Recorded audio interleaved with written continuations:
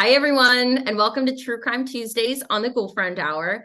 I'm your host, Rachel Foust. Let's get weird. Yes, And we are nailed back it. Yeah, we're back after a hiatus. after We've everyone missed decided to just get downhill. deathly ill.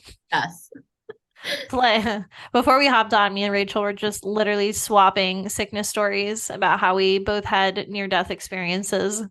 Yeah. I was ready to he brought home the migraine medicine. I was like, just give them all to me. I was like, give them all to me at this point. I was like, my head hurts so bad.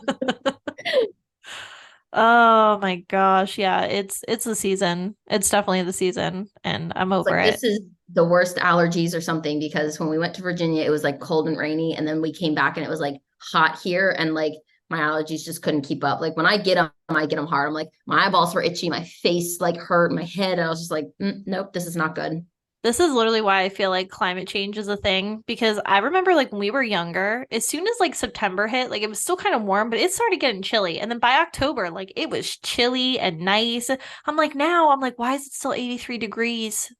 Like Like, I came home and I swapped clothes because I was so sweaty from walking dogs earlier. I was like, why am I oh, sweating? I will say I had a light cardigan on and I thought I had like a dress that was like spaghetti strap and like just one of those really thin, like light cardigans.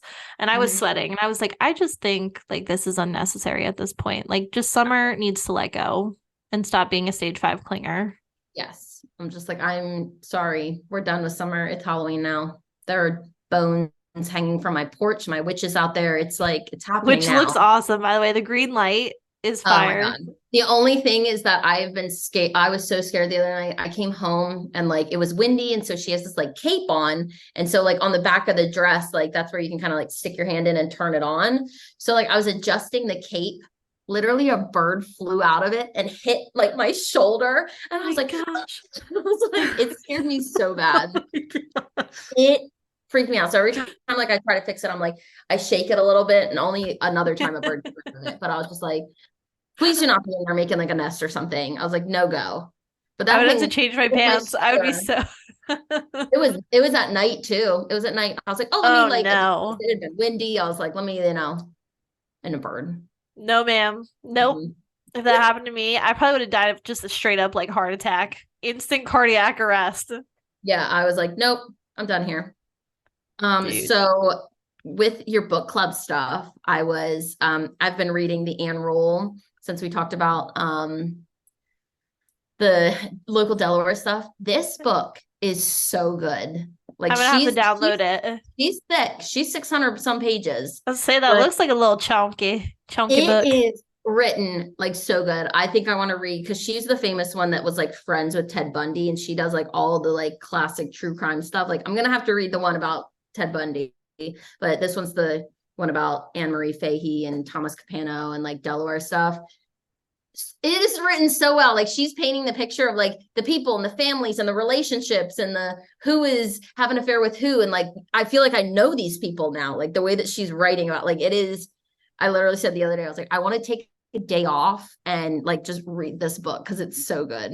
That's when you know a book is good. I literally got addicted to the Twilight series when I was like in high school, and it was Yeah. so good that like I played hooky from school. I did a whole acting. Like I was like pretending to like dump soup in the toilet, and like my grandma was like, "Oh my gosh, she's so sick," and I was Yeah, I'm staying like home. literally was just upstairs in my room crushing out Twilight books, and I was like, "That's how you know it's a good book when you can't put it down." I was like, I just want to finish this. Like, and like knowing that the poor girl gets like killed in the end, like she seems like she was such an amazing person.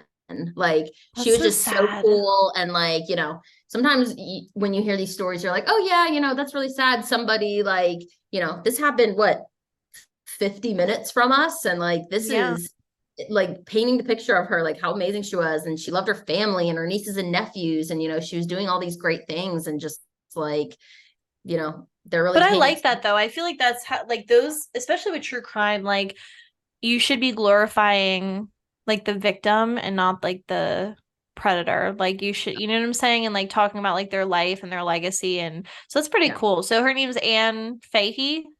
So that what Anne Marie was the girl in here. This is Anne Rule. Oh, This is Anne Rule. I was like, sorry, I saw Anne something on the cover. was like, it's so good. Okay. I'm It gonna have to is, download that on my Kindle. So for our it is, listeners, if you're interested, if you want to give them the title and the author. and Never Let Her Go by Anne Roll. I think it was like $12 on Amazon. Yeah, so it's perfect. And if you have a Kindle, it should be cheaper, I Yeah. think.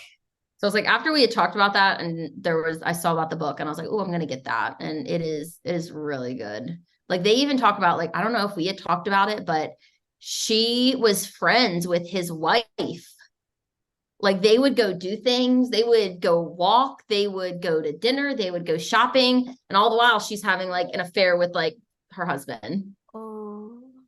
So I was just like, oh man, because like she definitely talked about being like conflicted about it, that she's like, I'm like, but I'm friends with you, but like I'm That's hanging out with terrible him. though. I know, I'm just like, Breaks oh every God. girl code. It's like, It oh. is, but she like talks about how like conflicted she was about it. Like she was just so young and he was, I think it's like 15 years older than her. And she just kind of, went with it. She was trying to move up in this like political kind of like world and things like that, I It was was the like, time period. I feel like there was a lot of, I mean, not that there's not a lot of affairs today, but I feel like it was kind of the any 80s movie that you watch, like just even like sleeping with the into the 90s. secretary. Yeah, like I just look at Monica Lewinsky. That went down faster than freaking I'm not even gonna finish that sentence. But it was, yeah, it was just bad. That was bad. Oh my God.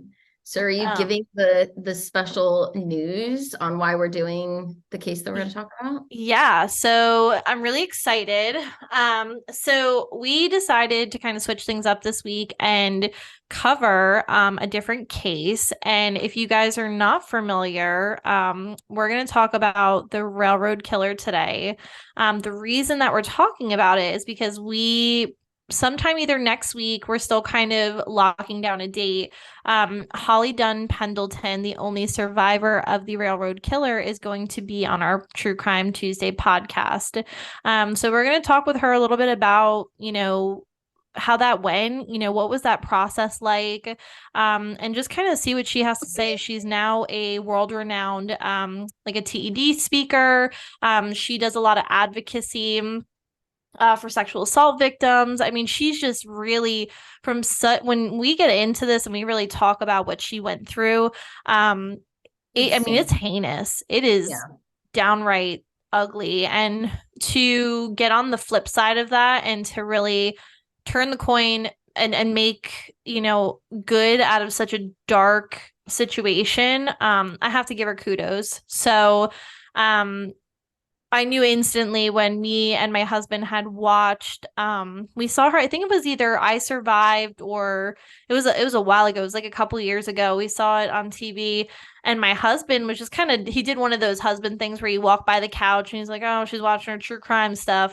And then he like Such a walked by watch. again and then walked by again. He's like, "Oh," he's like, "What is this?" And like then he comes and gets a snack and sits down and so yeah, so he did one of those I'm not interested and then he was glued to the TV and it was this case. So I kind of started to research because I was like this is like really terrible and I wanted to know more about the survivor and so I came across her book Soul Survivor and it's really really good. That's It's gonna be really good. next on my list. Yeah, Got a it's whole stack of books. I'm like, I I gotta gotta. reread it.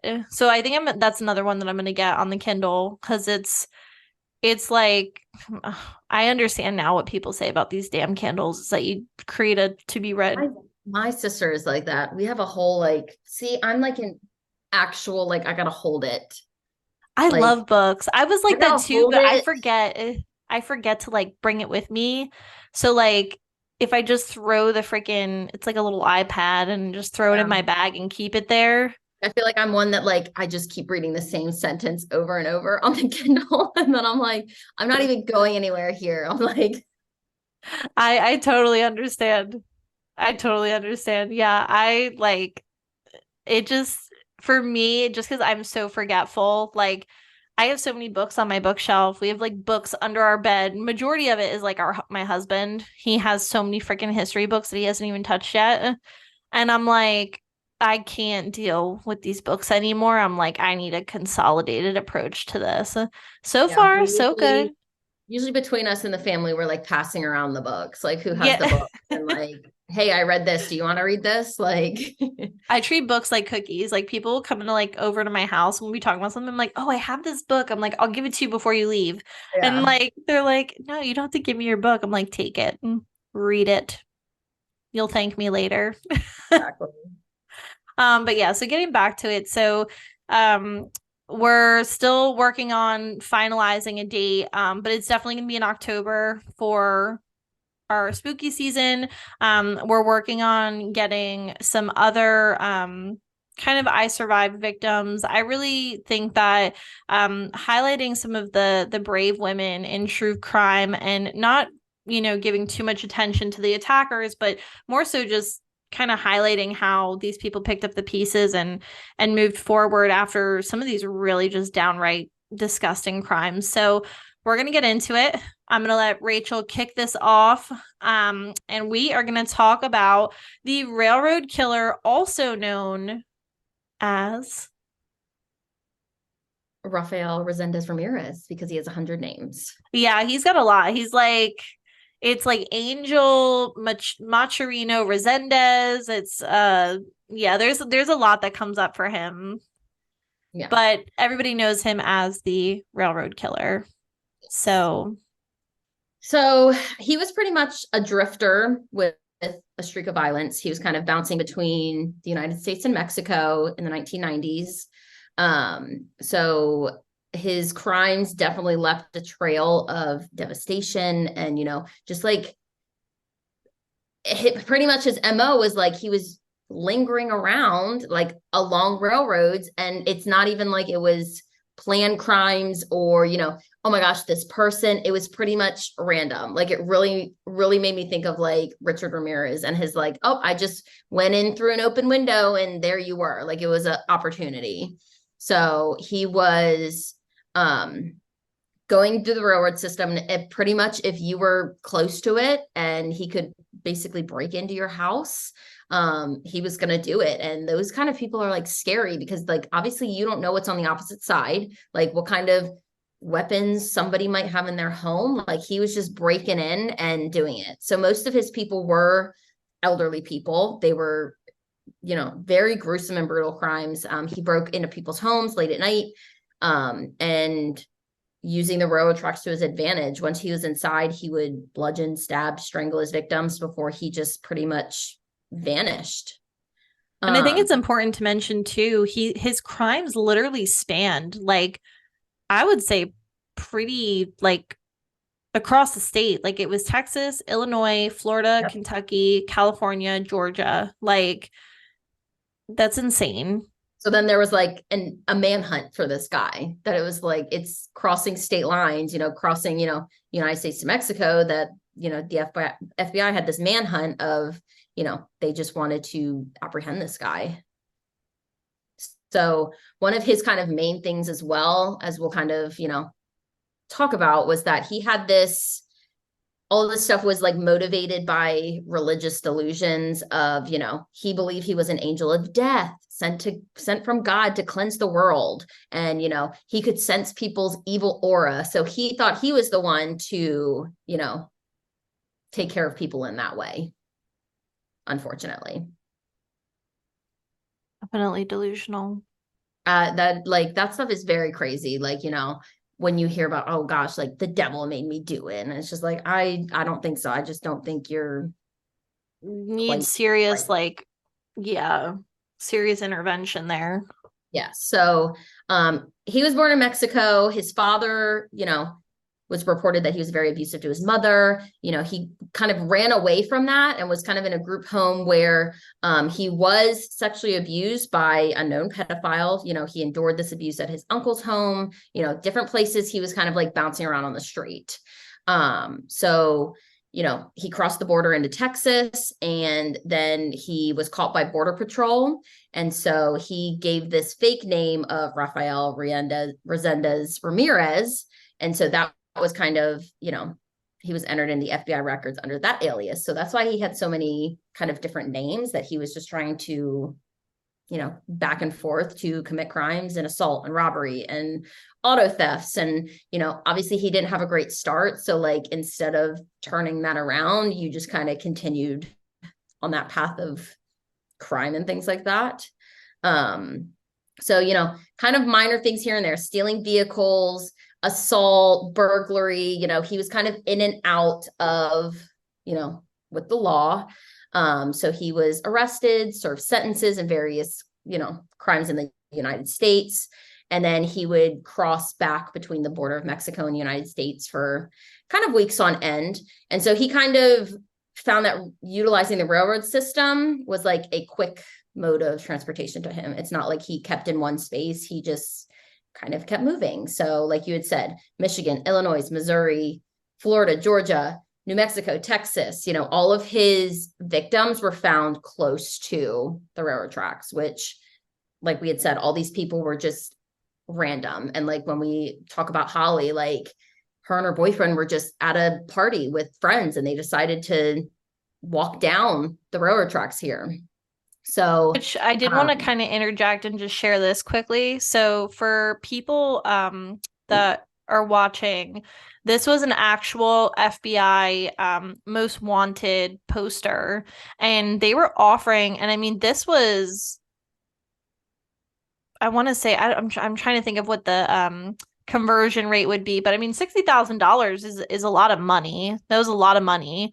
So like, this guy had a bounty on his head. And one of the fun facts that we learned most recently was that he actually knocked Osama bin Laden out of the #1 spot for FBI's most wanted. That's bad. That's really bad. Like, I was really, really shocked. Really shocked when I heard that, because I was like, you would think he was like the top guy, and then to see that this guy took his place, it was flabbergasting. I mean, listen to this. It says that because he was like a small guy, that he often tried to find victims that were small too, that like couldn't overpower him. So no wonder it was so many like elderly people, because he was a small guy, so that he was picking on small little people. So let's kind of talk about August 27th, 1997. So this is Christopher and Holly. He was 21, or she was, 21. She was 23. They were, at a party close to the campus of University of Kentucky in Lexington. They were walking along the railroad tracks when he was hiding near the railroad tracks. So he approached the couple, asked for money. They didn't say they had any money. He was like rummaging around. It said Christopher didn't find anything of value in his backpack. So he ordered them to like sit down. He then bludgeoned Chris with a heavy rock repeatedly over his head. So, obviously he had died right there on the impact. Once he kind of knew that he was dead, he then turned to Holly, and, as badly as she was beaten and, sexually assaulted and all of that stuff, like, he beat her with the rock, and he thought that she was dead. And so then, she was unconscious, and he, thinking he was dead, she was dead, he left. So she regained consciousness. Like, she's the only survivor out of everyone we're going to talk about. She was unconscious, and so he covered her bodies in twigs and headed on to his next victim. So she regained consciousness and went to a nearby house for help. It says that she had a broken eye socket, jaw, multiple bruises, cuts, trauma. She survived the attack, only to learn that Chris was dead. And I'll also include pictures throughout the time that Rachel is talking just to show you guys some pictures of the victims, so you can see them. So she survived the attack, and she had taken the time to study his face, and was able to get a description to a sketch artist, and the DNA collected from her. And since, this guy was on the run, they didn't really know, like, in the Lexington area, like, who this guy was. So nobody, when they saw the sketch, recognized him. So the city of Lexington was just like, what is this? They were just so, like, perplexed by it. Like, who was this guy? That they just thought it was like a random attack. So in that time after that, he had returned back to Mexico with his partner, girlfriend. They had a baby, and she thought that he was kind of bouncing back and forth because he was working on a farm in the United States, not knowing that he was doing all of these things. And that is just always wild to me. Like, it's the same thing. Another really great book is, oh gosh, I can't remember what the title is, but it is written by Ted Bundy's, like, girlfriend, the longest one he had. I think her name was Liz, and she wrote it from her perspective, where she was like, he would go off, and, like, I didn't know what he was doing. There was no inkling of, like, oh, he's out there, like, murdering people. And he That's lived going to with be them. so jarring to, like, find out the Yes. truth and know that they were doing it right under your nose. Yes, that one is a really, really good book. So then, moving on from that, he was still on the attack. So there was 87-year-old Leafy Mason. She was attacked in her home in Texas. She was struck repeatedly by an old antique that she had. He covered her up with a blanket and then rummaged through her house. So I remember hearing this on a podcast when I had listened to this one, that she had a sister who lived in, like, a facility. And yep. Oh, was that her? That's She her. had a sister that lived in a facility. So the nurses were like, hey, she hasn't come. And they were like, she was here sharp every day, like 2:00, to be with her sister. And so they didn't know what was going on. And so that's what kind of threw them off. So, like, she was somebody that had a routine. So every day at 2:00, she went to go visit her sister in this facility. And so, like, the nurses knew something was wrong. And so that's how they had, the police had found her in her home, murdered. And she was living in close proximity to a railroad.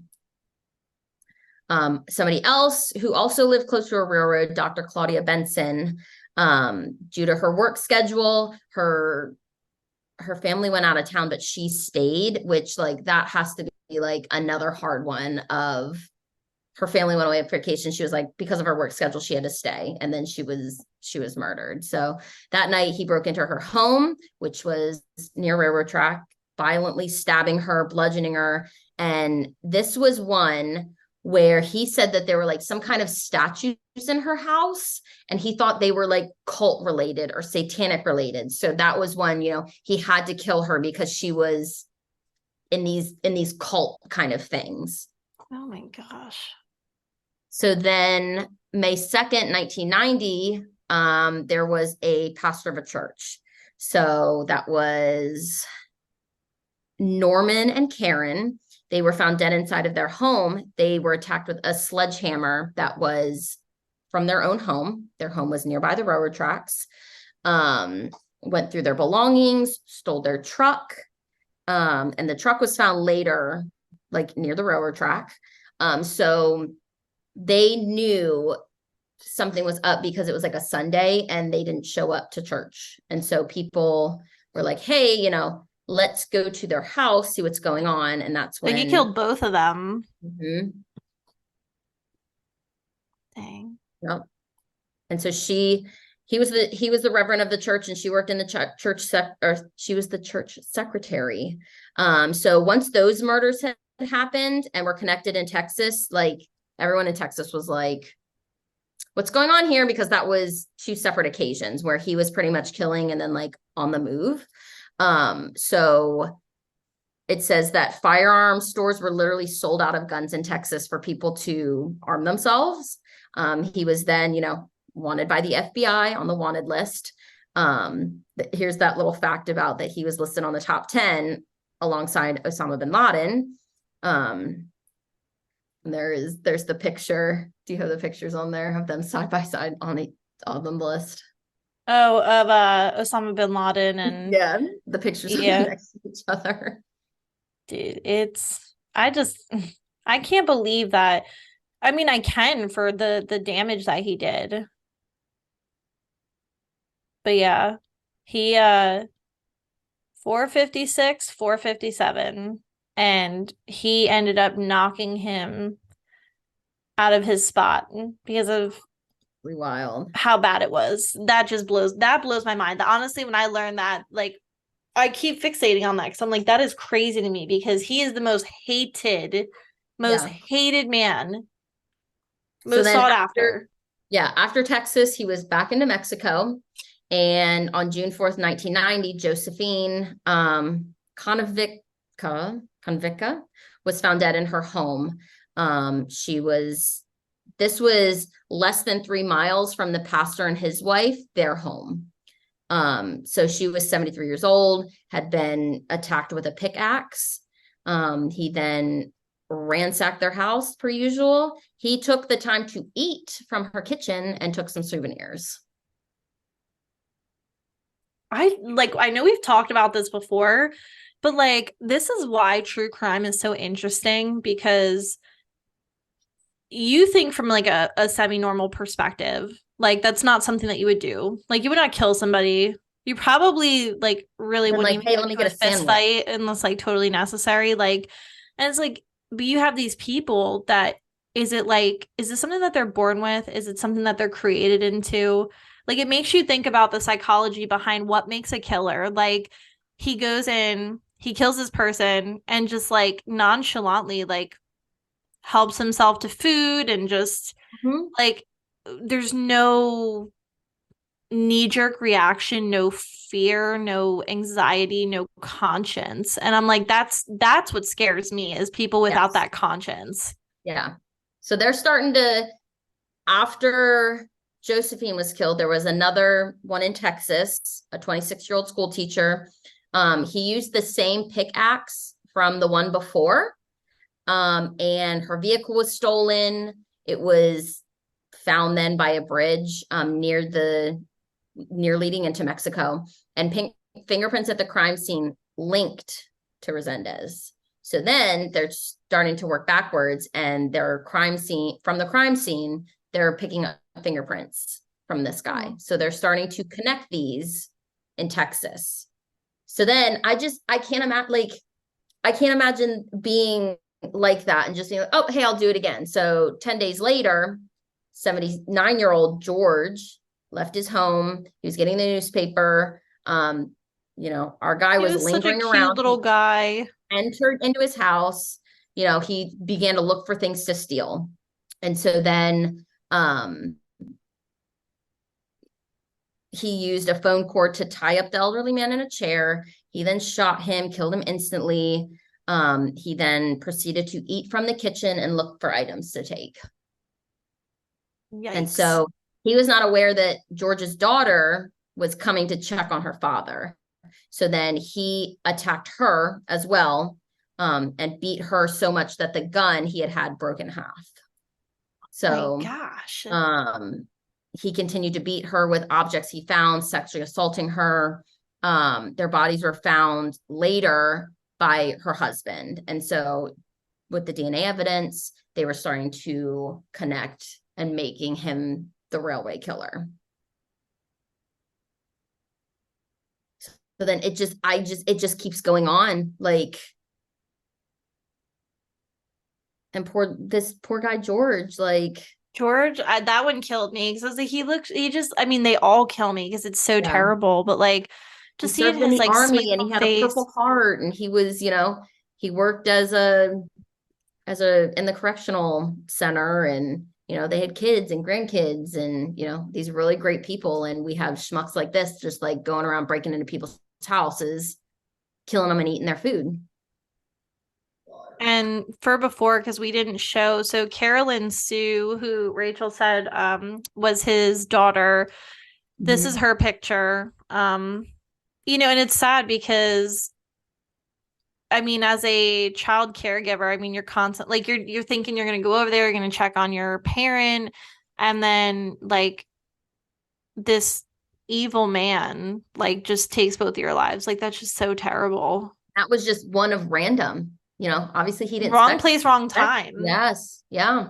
And you Yeah. gotta wonder too, like the fear, like the absolute fear that must have been in this community, especially because like, okay, think about Milford, for instance. Like we literally have a freaking railroad that runs right through here. There's a Yep. railroad that runs right through Dover. There's a railroad that runs through freaking, I think there's one in Lincoln, isn't there? Like there's like, so it's like you gotta Correct. figure there's a lot of railroads here in America that are running through a ton of like residential cities and like nice homey little places. These people everywhere must have been shook out of their mind about the fact that like they could be like the center of an attack.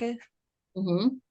And so like even thinking about when you were talking about like our little town or whatever, like in a county 50 minutes from us, there's all this, they keep finding bodies places. Like Yeah, we got to there's talk to you been guys about that. there has just been things happening up there and it's wild.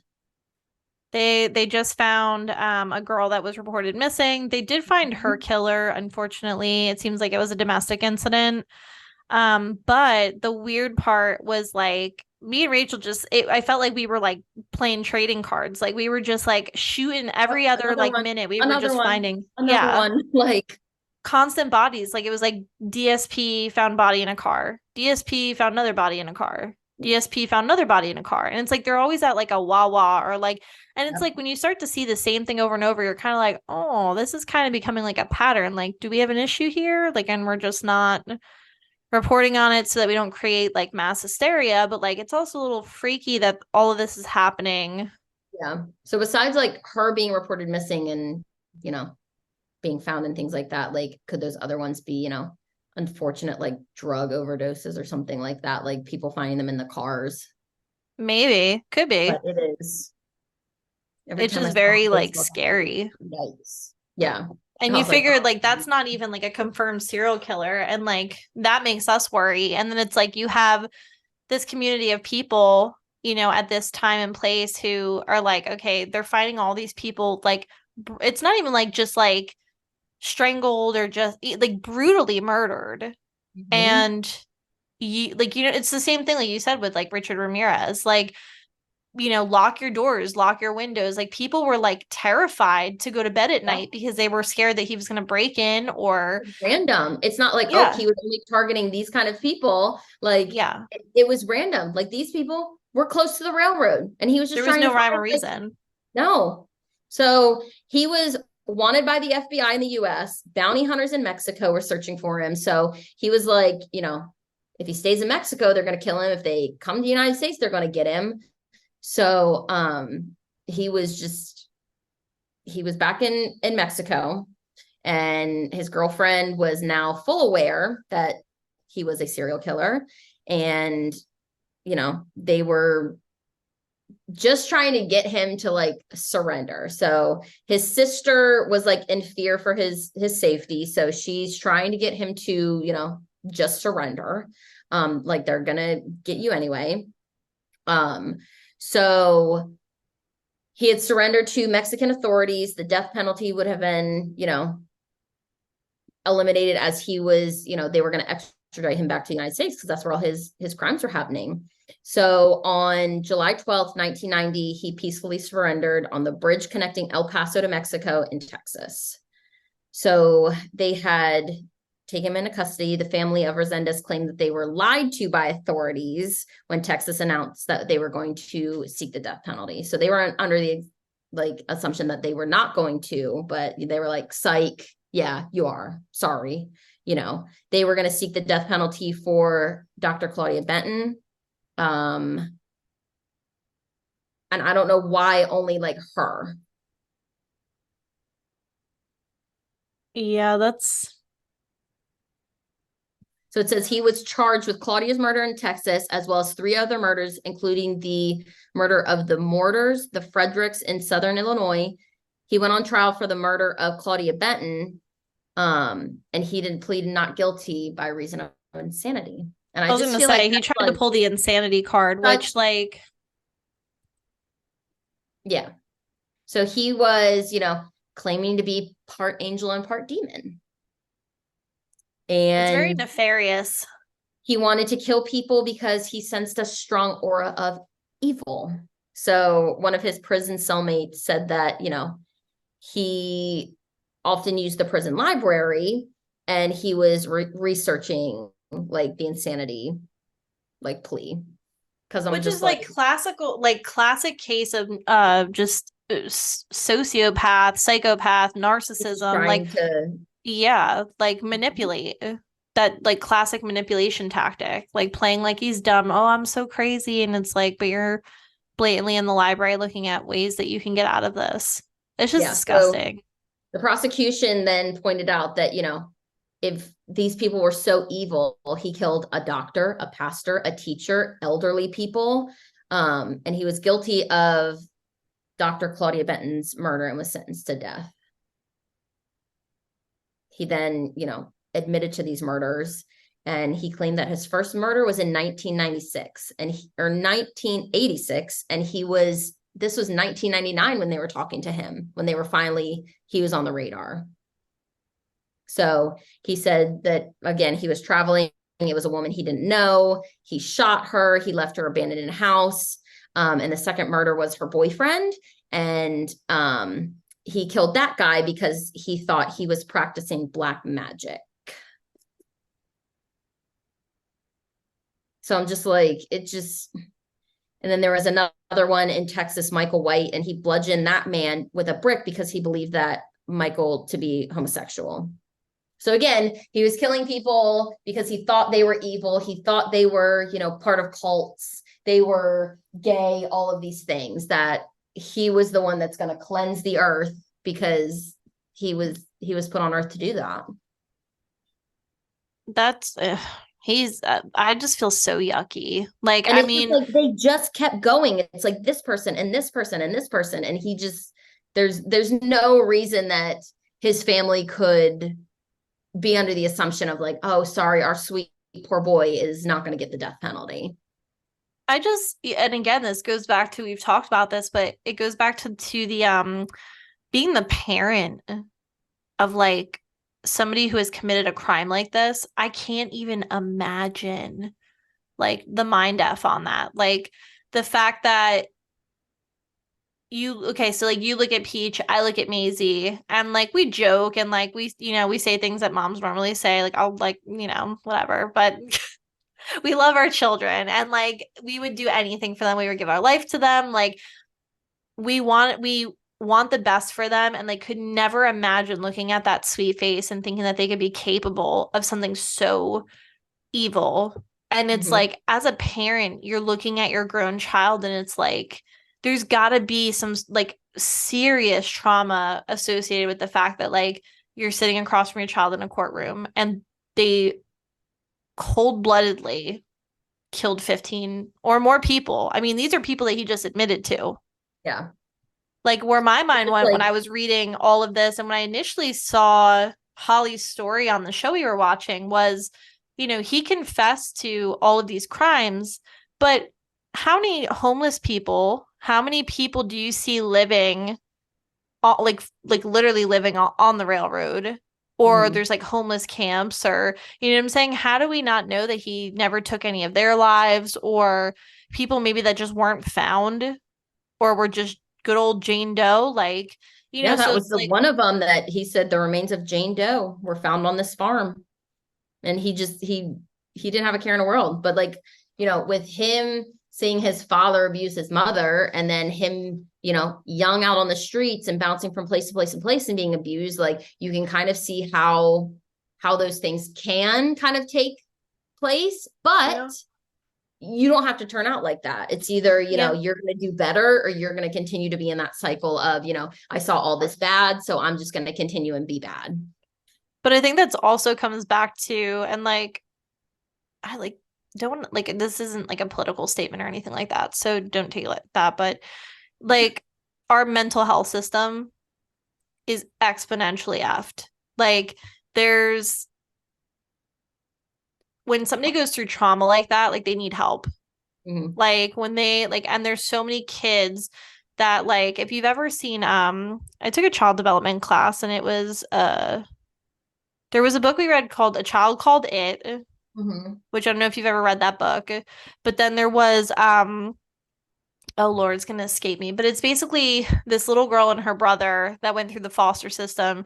She was like severely abused, and like at the age of like 6 or 7, like she was like a full blown like trying to kill her foster parents, threw her brother down a set of stairs. Like it was a whole thing. And like she just was like stone cold. There was no emotion, no nothing. And they said that a lot of that is due to the effect of the trauma and not having a maternal bond. Like that's why they say that bonding is so important. Like when you have a child, whether it's the father or the mother, but having some sort of ties to like a reliable, loving, caring source. Because if you don't have that, they don't know how to establish it, and they're just a body. Mm-hmm. So like that blows my mind because I'm like that. I mean, it definitely makes sense. Makes sense, not justifying his actions, but No, it but does I mean, make I could sense, see like what how you're like kind of if brought up in, and those developmental parts of your brain, and if he was really young when all this was happening, like but it. like that girl that I was just talking about, the one that was like a total sociopath, like she got the help she needed. They intervened when like her foster parents were like, "Hey, we can't take care of her anymore. Like she literally is going to kill us. She tried to stab us in our sleep." And like they were like, "Okay, this is a problem." They intervened. She's like a normal person now. Like she lives a normal life. She's like talks and like does like she was doing like TED talks, and like she's like a good person. Like totally reformed. And Wow. so it's crazy because like that's why I just don't think that there's an excuse for such like terrible crimes like this, because it's like you can see how a child, like yes, they can be a product of their environment. Okay, I'm going to call you out on your dog business. What do you know about dogs behaviorally, right? They're Mm-hmm. not too far off from humans. They're probably more loving and better than humans, I will say that. But Structure, boundaries, rules, they're just like uh-huh. kids. If you just let them wreak havoc, they're going to wreak havoc. If you put those things in place, then your Yeah. dog's going to be a lot better than just free for alling. But like if you have a dog that's in a home that's abused and Mhm. taught to do like bad things, they're probably going to be reactive, they're going to be aggressive. They're not going Mhm. to have that like loving, Mhm. endearing side to them. But if you take that dog and you work with it and you help it recover and do the right things to put the right things in place and give it, like you said, that structure, the boundaries, you teach it to live a better life, a more Yep. controlled life, and be a better dog. So like Yep. I hate to be like apples and oranges, but it's not too far off. Like I think Yep. anybody or anything can really be reformed, but it's like, are you going to give into it, or are you going to cave under the pressure, or are you going to make something? Yep. So not to get like super inspirational. I feel like I just had a freaking like You like do it, a, girl. I don't even know who to compare that to. I'm like Rachel Hollis moment. But like, yeah. So I just feel like the more that we talk about these true crime cases, it's hard to have sympathy and empathy for some of these people, because it's like you could have woken up any day and chosen a different path, and you chose Like I murder. just can't imagine having like the conscious of just like God forbid you do something wrong and I'd be like, oh my God, like I can't even function. Like stole something from the store. Like I wouldn't be able to Yeah. like I couldn't function. Imagine breaking into somebody's house and I don't want that on my like conscience. like I can't imagine not having a healthy mindset and conscious of those things of like he was like, what, let me make a meal like in this person's kitchen, I just killed them, but like let me BTK the That same that thing with blows my his stupid mind. little like I'm gonna take a glass and like drink out of this glass and leave it here. And it's just like, what a loser. I'm like, that was your thing. Like, oh, I'm gonna leave the glass. Maybe they'll catch me. Like, I that just, guy's yeah, I don't understand it. I don't understand it. Like it's, mm-mm. but there's some, like I said, it all comes back to that mental health because there's some people that like that's what they get off on. Like they're Yeah. like, they like to do these absolutely evil things and some of them want to be caught. Like they don't care. Like they're Yeah. like, they do what they got to do. They remain under the radar for as long as they can. And they're like, you know what? I want to get caught.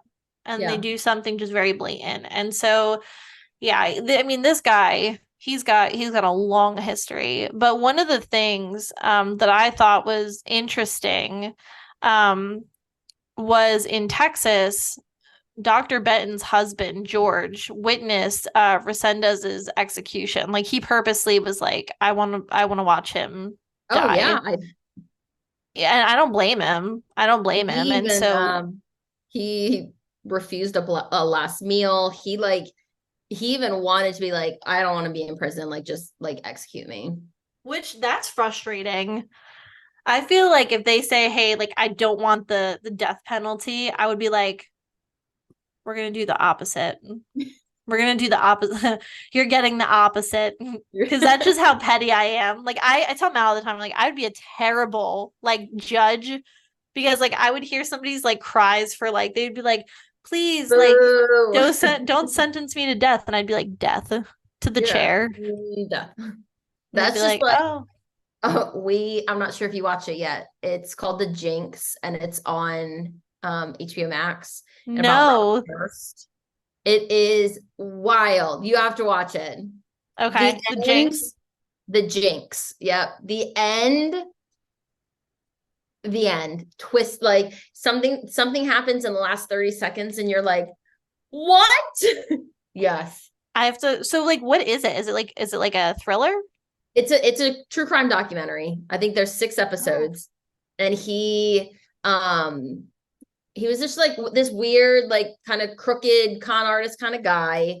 And his wife went missing, and he was like, don't got anything to do with it. Da, da, da, da. And then his friend gets murdered, and like all this stuff. So they're worried about like trying to find his first wife. And it's very, very twisty. And I'm the gonna have to end watch is that now because me and Matt have absolutely been catching up on Supernatural. the end is shocking. Like these I'll write this filmmakers, like down. the people making the documentary catch him on something, and then like all of a sudden, like because he's like an old man now, so they're like trying to catch him on some things, and they found some evidence of some things, and I don't want to give it away, so you'll have to watch it because it was just like, I'm gonna what? watch it. I'm gonna watch it because you got me sold now. I'm like, I like plot twists. I like being like Yes. flabbergasted. Like live in real life, this twist just happened, and I was just like, ah. Like, is this real? Yes, yes. I'm So gonna I'm gonna watch it, but I definitely so this quote from Ben's husband gave me like the chillies. Like I was like, "Oh, I got heebie-jeebs." It said, "What was Oh no, that's not what it said. Sorry, that's not what it said. I have a reading comprehension issue, clearly. Okay. Says in Texas, Benton's husband George witnessed Resendez's execution to make the statement that people have to understand what evil really is. What was executed today may have looked like a man, walked and talked like a man, but what was contained inside that skin was not a human being, he said. This is not human behavior, but something I can only say is evil contained in human form. A creature without a soul, no conscience, no sense of remorse, no regard for the sanctity of human life. hmm. That's just so. And that probably just like didn't even have any effect on him. No. But I will say, it's crazy. If I can find the video, I don't know if I sent it to you, but there was this one murderer who the reason I think of this because speaking of people's statements like in court or just statements in general, there were people basically mother effing this guy. He's famous and I don't know why I can't think of his name. Um he did some really awful stuff, but he basically, I think he killed and like ate this guy's son. And the guy was like, God, that's the I'm a first thing. Christian. And like, I know what I really want to say right now. I'd be like, sir, that's not very Christian of you. It fits in so many It circumstances. does. Every single time. Um, but yeah, he's like, basically, he said, you know, like, I'm a Christian. And he's like, what God wants me to do, what the Bible teaches you to do, to forgive and show mercy and grace. He's like, you are making that next to impossible right now. He's like, but I'm not going to stand up here and tell you that I hate you. I'm not going to tell you that I wish you to die. Like, he said all these things, and he's like, I forgive you. And he's like, I forgive you for taking my child. And I was like, I started getting emotional. And then this guy, this murderer who showed no remorse throughout this entire thing, he started crying. And so it's shit like that just like makes you go like, you're like, is somebody in there? Yeah. Like nothing anyone said to him affected him. And they were like, you know, just basically like, you have to wonder if like when they're hearing these statements from these family members and stuff, does it ever like does it ever penetrate? Yeah. Like at This is some point, ever like it's like like, I can't oh, imagine hearing that and not yeah. like if somebody looks at me sideways, I cry. So like I couldn't imagine being on the stand and somebody being like, I hope you get thrown in a wood chipper and turned into hamburger meat. I would be like I would cry. I'd be like, please just take me out. I don't need to hear anymore. And this guy just doesn't care.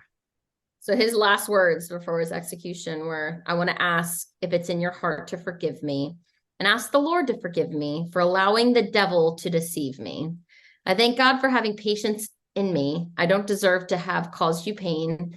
You do not deserve this. I deserve what I'm getting. And then he was executed by lethal injection and pronounced dead at 8:05 p.m. on June 17th in Texas.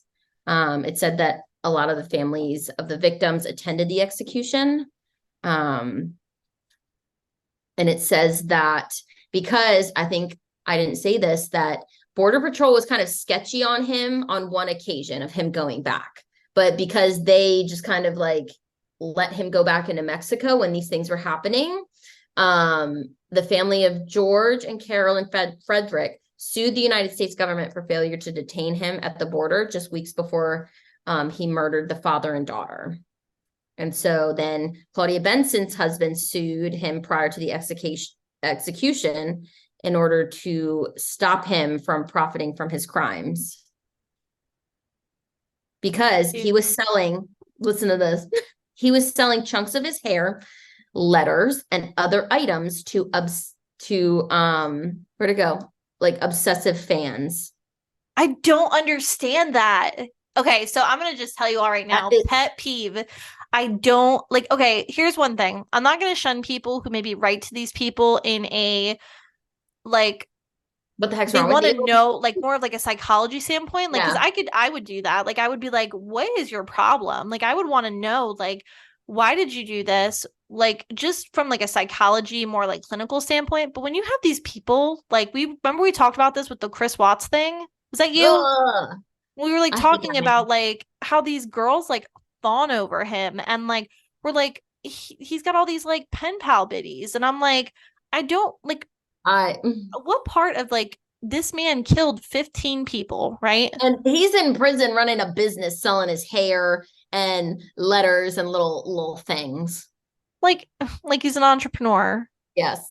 So $49 million of a judgment was won by Dr. Claudia Ben's husband to put a stop to any profiting from him doing this. Well, good.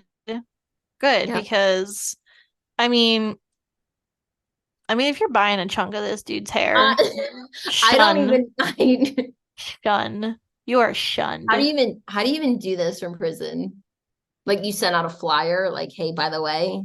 Bro, they do some crazy stuff in prison. When I saw somebody make Laffy Taffy, I will be the first to admit I fell way down the So those people on freaking TikTok that jailbird are rabbit going hole. live, they're going live on TikTok from prison. He's I'm like, like, is bussin', and he's like making like jail burritos, and I'm like, I didn't even know that you could. Where did you get boiling water from? I thought that Yeah. that's like a danger. Like somehow like he just like pulls out an electric kettle and he's like making like just crazy stuff. I'm like, I would never be that innovative. I would probably starve to death in jail because I would never get that creative. But like they're in there No. like boiling water and Doritos and they're like rolling this shit out on like a jail bed and they're using like their little commissary cards to like chop pieces of like jail pizza up. And I'm like, I hate you guys. Like I just hate Like, you. why Like couldn't you use your smarts when you were out? Like, we're using exactly. our smarts now. Like where was that common sense?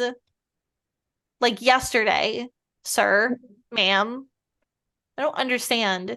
So like Guys, so you're gonna put your skills to making fucking jail Laffy Taffy. I'm done. It makes honestly you can tell that I get really pissed about this because I'm like it makes me like if it's a stupid crime, like it's nothing like serious and you're making jail Laffy Taffy, I commend you because I enjoy your videos. If you're a serial killer and you're selling chunks of your hair and you're yeah, shun, shun. that You is. suck. I And just I I I said what I the thing said. is that I don't know who's buying that.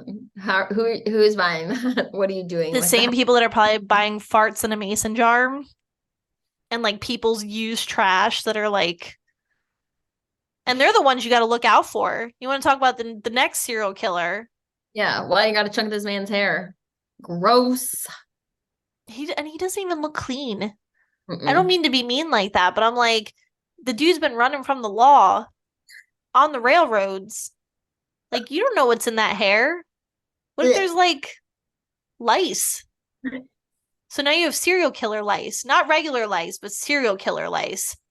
That's a Yeah. whole other genre of lice that you're messing with, okay? I can't. I'm done.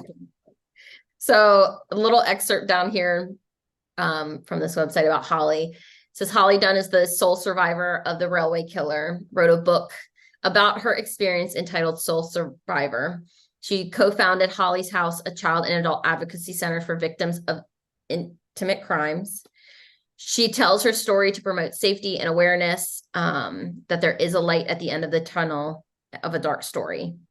Um, and she turned her horrific traumatic experience into a story of survival and success. And I gotta read that one.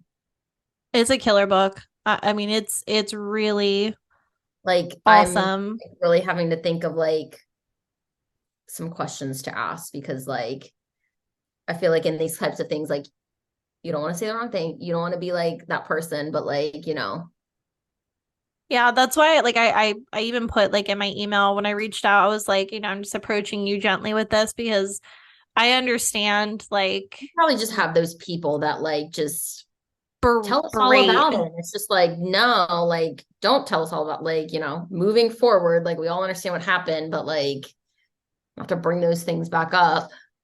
It's yeah. So that's I'm curious, because I know that this is something that she talks about often in like TED talks and stuff like that. This is Holly here on the cover of the book. So if you're looking for it, this is what it looks like. You can get it pretty much on any major bookseller, so Barnes and Nobles, Amazon, you name it. But Holly's house and like what she's done has just been absolutely amazing. And she, just thinking about how to kind of approach it and like also watching some of the like on YouTube, some of the TED talks and seeing how she talks about things and being kind of an inspiration to, I think, other victims of crime, not only sexual assault, but like maybe other survivors who have survived, horrible crimes like this or who have watched, you know, even children. I think it's helpful for children because how many children around the world witness, a parent or a loved one get murdered or shot or robbed and killed at gunpoint? Like, so she's just helping so many different genres of people by doing what she's doing. And clearly that was, God's plan for her, surviving such a horrific ordeal and being able to turn that pain into passion. So kudos to you, Those Holly. like adrenaline, like survival skills, like just kicking in of like, Seriously. Nobody knows what they're going to do in a situation. Oh yeah, I'll fight back and I'll do this, and you don't know what's going to happen in a situation like that. Bro, we already learned that I did not handle the target masturbator situation very well. I thought for sure I was gonna judo kick this man in his chest, and I was like zibbity zoobop, and I just rolled into the next fitting room and I hid. Oh my God, And I am not ashamed to say that. He was slanging some ween, and I was not about to be I was not about to be yeah, again. I wasn't in any like immediate danger, just so everybody knows that. I wasn't like I feel like I would have screamed. I don't know. Like but that's the I thing, don't you think when you because you think don't about it, know. like you're more bold in your mind. Yeah. And then in the moment, you're so, you know what it is? It's the shock factor. So, like, all jokes aside, and I'm sorry if I offend people with my jokes, I'm just very morbid. God. I have to laugh, otherwise, you'll cry. It's called trauma. So, anyways, but yeah, like, you like have this idea of like how things will go, and then it's like when it's happening, your body goes into like a just a shock mode. You're like, It's almost like, oh my gosh, I should have said this. Like in a like oh, when that you're makes me like, oh, so I should have mad. said this. Like Always happens in the same shower. thing.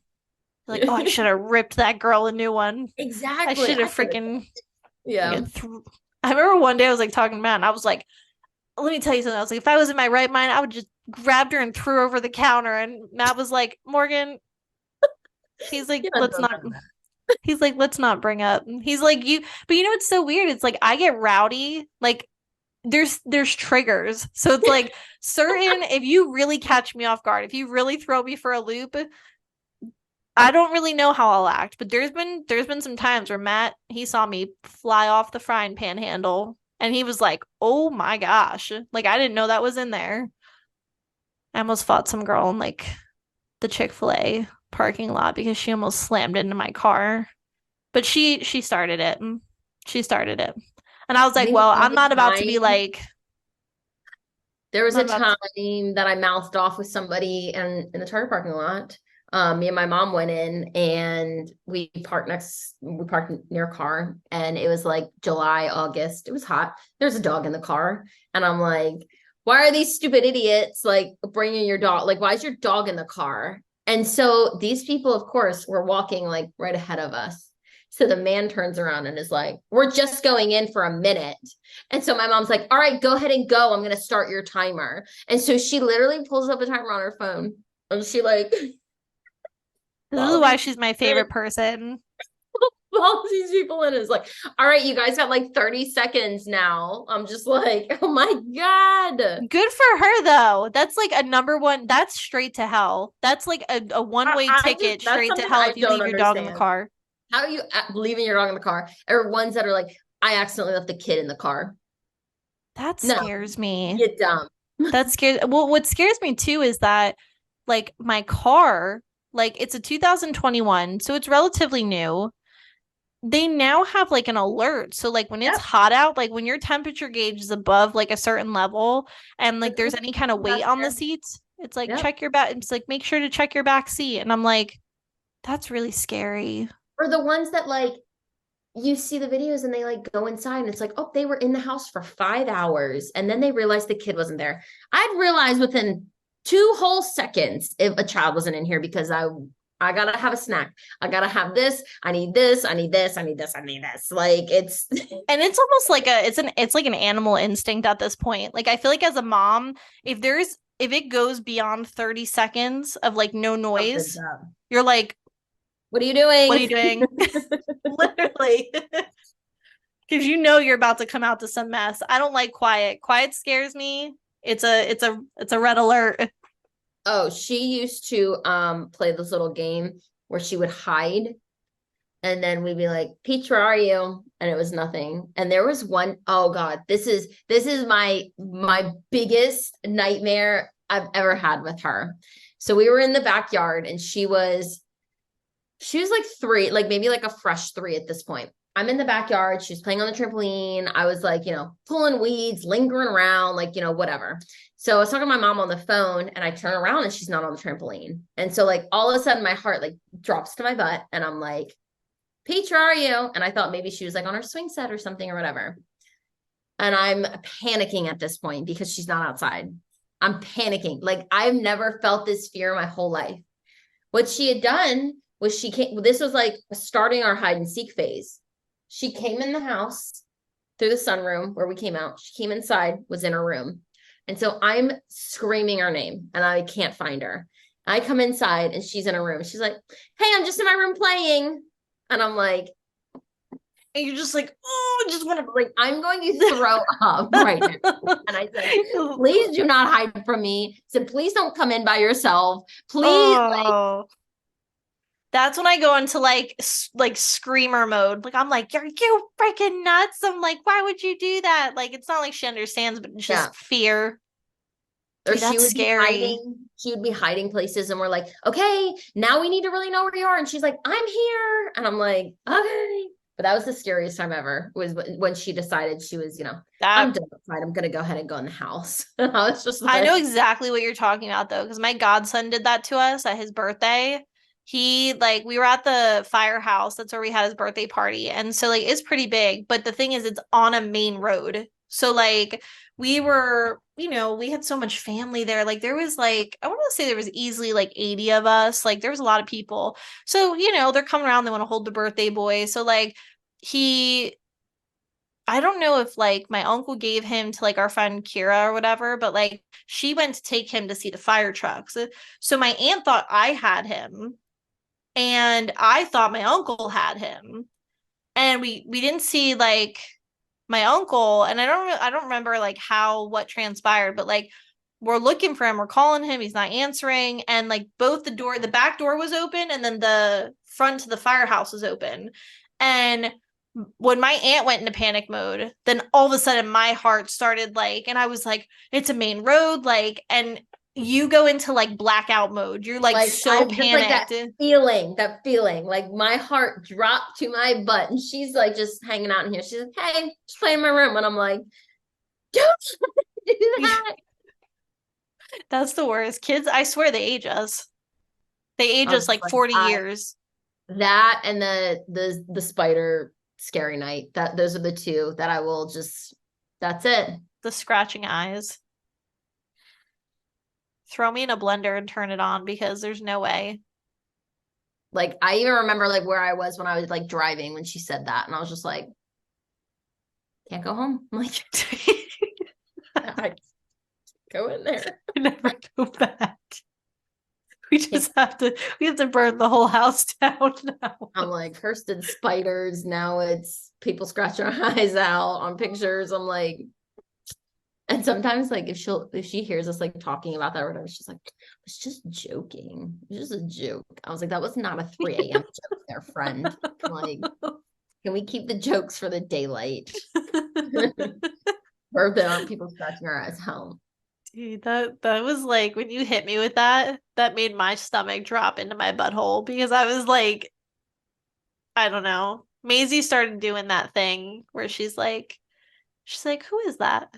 And I'm just like, well, I'm like, well, okay. Well, I was like, you and Peach can hang out together.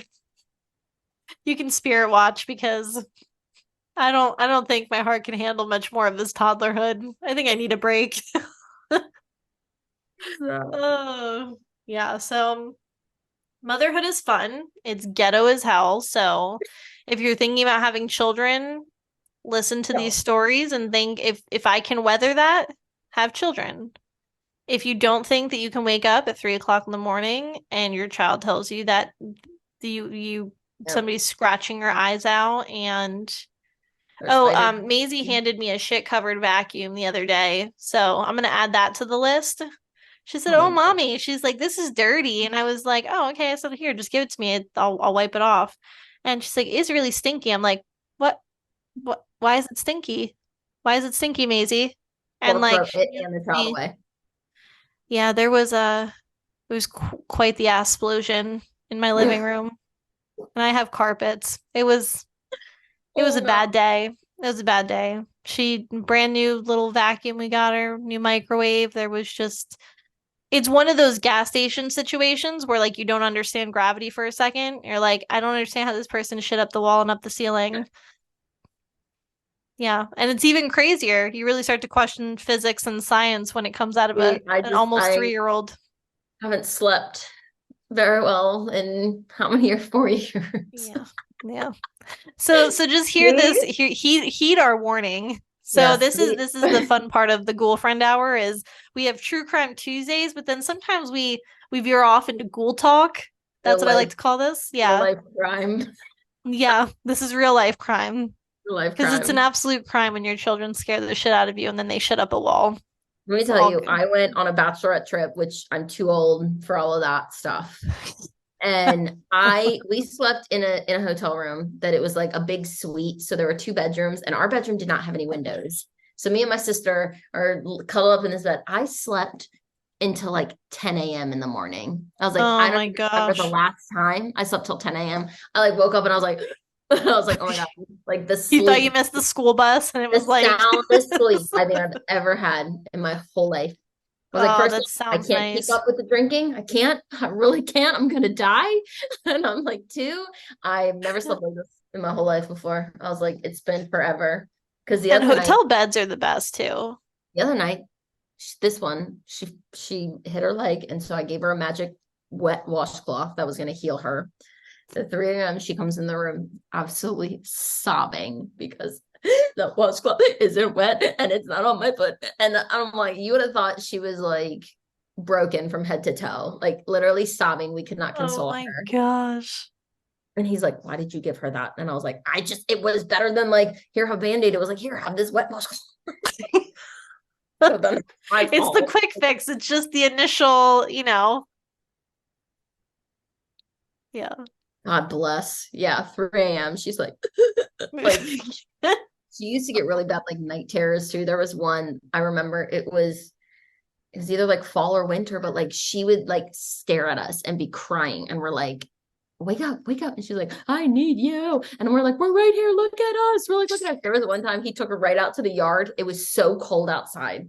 Took her out to the yard, and like the cold air like woke her up. And then she was like, what are we doing out here? That Yeah. sounds like I think that's what Maisie's going through because she's been having Knock this on bout of wood. like, Yes, knock on wood. That hasn't happened in a long time. It was usually if she was like overtired or she didn't take a nap or, things like that. We were getting these random night terrors of like you couldn't wake her up and she's like staring at you, calling you. And I'm like, right? that literally, so that must be what Maisie's going through because Maisie like has been doing this thing and it's been on and off, but like we have not slept well because she like wakes up and is like crying and crying and crying and she's like just babbling stuff like I need a baba, I need this, and we're like Maisie, and like she's not, and then like I have to turn all the lights on, and then Yep. like for some reason that like does the Yep. trick. So that's what it sounds like. All right, so Sounds we about learned right. learned something new. So now my child's having night terrors. Yeah. She That's legit fun. like I remember I was like, where are you going? He's like, I'm gonna take her outside. And took her outside and she just like came to life. I was like, okay, we're gonna put you back to bed now. Yeah, nobody tells you motherhood is this fun. Oh, Scary stuff. something just like escaped my throat, and I was like, "What was that?" I hope my microphone didn't pick that up. We're gonna have to edit that out. Oh my goodness. Oh, on Well, that note, we did it yet yeah. again. So we're gonna wrap this up, and we will hopefully be bringing the true life survivor Holly Dunn Pendleton Crazy. on to talk a little bit more about her experience and her journey to overcoming and healing from her horrific ordeal. So stay tuned for that. Definitely follow us on the Ghoul Friend Hour Instagram. Follow Rachel. Rachel, if you want to give your Instagram handle. Yeah, I never know my handle. That's why I was like, Dog trainer dot Rachel Faust. okay. So you can follow us I both, almost and need to we're. like put like Oh, is that Alexa? yeah. I need to almost put like girlfriend hour in my like pot in my You bio need or something. something, yeah, so you're like attached. But this way, like you guys can follow her because we're always posting like little A something thousand accounts. updates. Yeah, so But yeah, so follow us. Stay tuned for updates on that. We'll let you guys know definitely when we're gonna have her on. And thanks for just hanging with us again. And hopefully we'll be more on track. Knock on wood, no more sicknesses. Nope, Um, it's done. It's spooky season, and I have spooky Delaware ghosts to talk about. So yes. So we got a lot of fun in store for you in October because this is our national holiday month and that's it. everything is gonna be amazing. So until next time. Let's Let's get get weird. weird. Bye.